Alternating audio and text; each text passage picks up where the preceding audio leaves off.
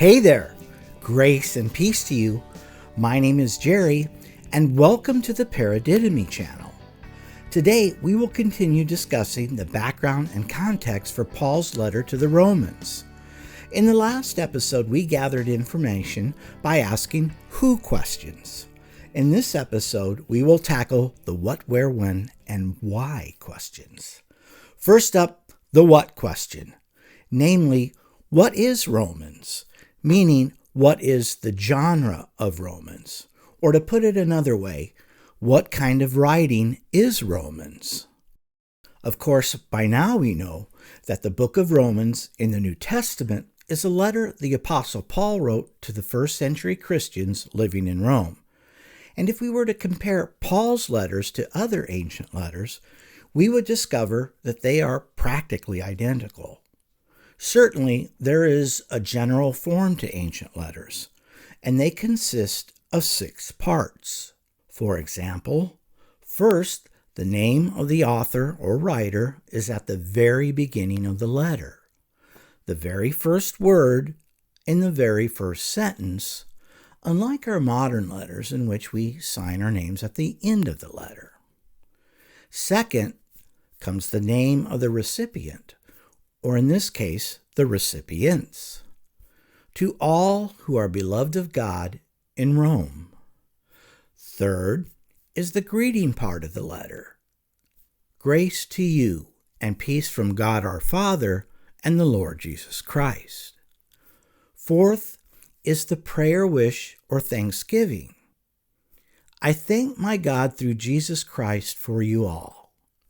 Fifth is the main portion or the body of the letter.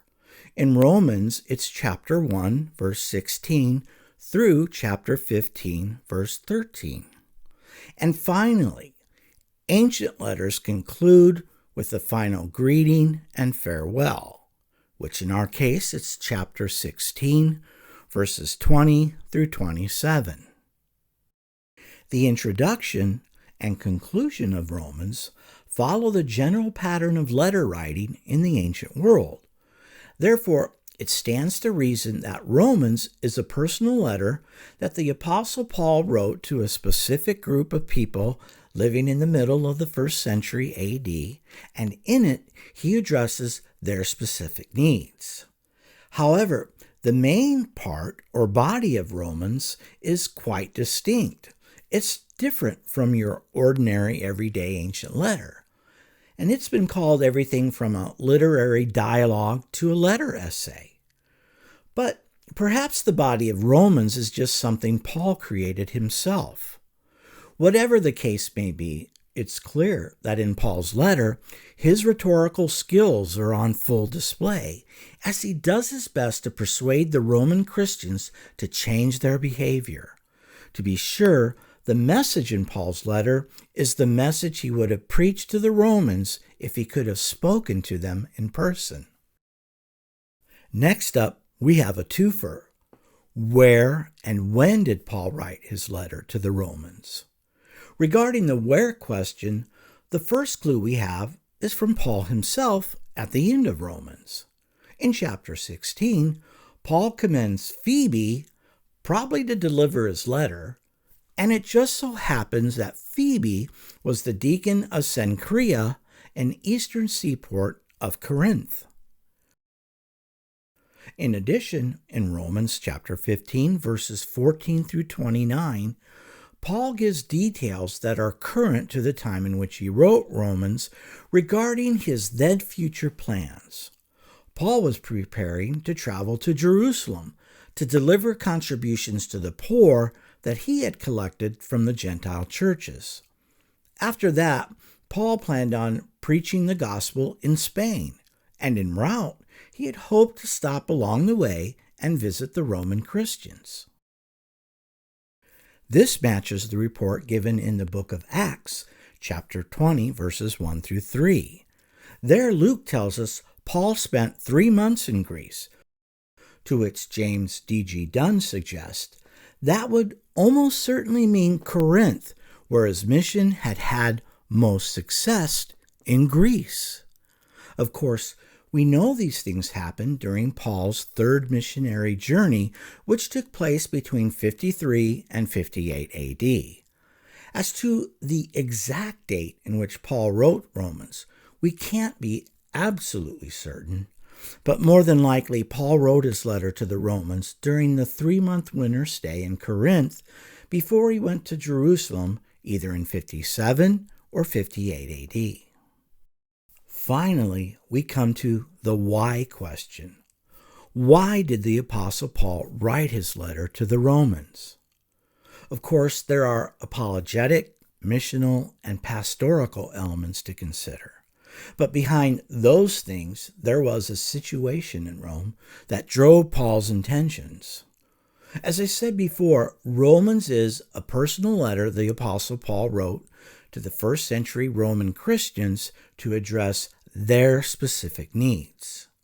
To be sure, the Jesus movement in Rome began with Jewish believers first, and then also Gentile believers coming together in house churches under a Jewish cultural dynamic. However, by the time Paul wrote his letter, the various house churches in Rome would have been made up primarily of Gentiles. The cause of this cultural shift began in 49 AD, and the Roman historian Suetonius tells us that Emperor Claudius expelled Jews from Rome because of their constant disturbances at the instigation of Christus. Christus is an alternative Latin spelling for Christus, that is, Christ, and the disturbances mentioned by Suetonius were the disagreements between non-Christian and Christian Jews regarding Jesus of Nazareth. Roman emperors were widely known to be anti-Semitic, so rather than becoming entangled in Jewish affairs, Claudius simply kicked the Jews out of the city. The story is confirmed by Luke in Acts chapter 18, verses 1 through 2.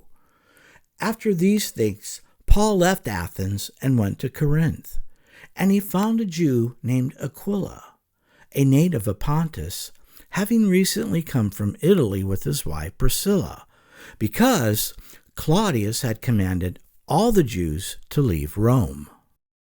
Eventually, Roman emperors die, and so too do their edicts. For this reason, with the death of Claudius in AD 54, Jews like Prisca and Aquila and Andronicus and Junius began returning home to Rome. Of course, after half a decade of Jewish exile, the dynamics in the Roman house churches would have changed dramatically because the congregants and leadership were now made up primarily of Gentiles. Naturally, the significant number of Jewish Christians returning to house churches, now dominated by Gentiles, would have caused tension and anxiety. Consequently, it is in this light that Paul writes his letter to the Romans. Against this backdrop, Paul's purpose for writing Romans becomes clear.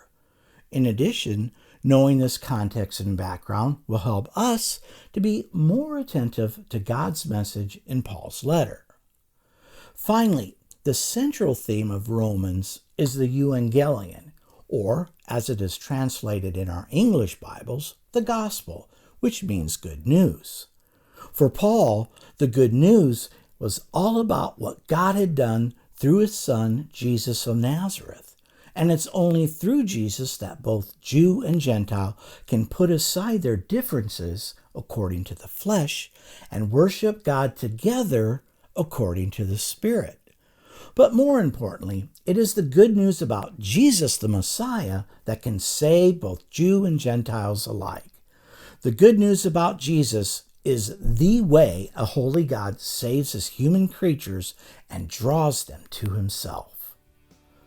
I hope you will join me next time when we will discuss Romans chapter 1, verses 1 through 7.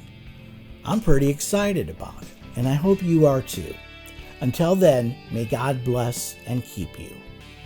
If you'd like to take part in the discussion, please feel free to do so in the comments section down below. And don't forget to like and share. And if you haven't done so, please consider subscribing. Thank you.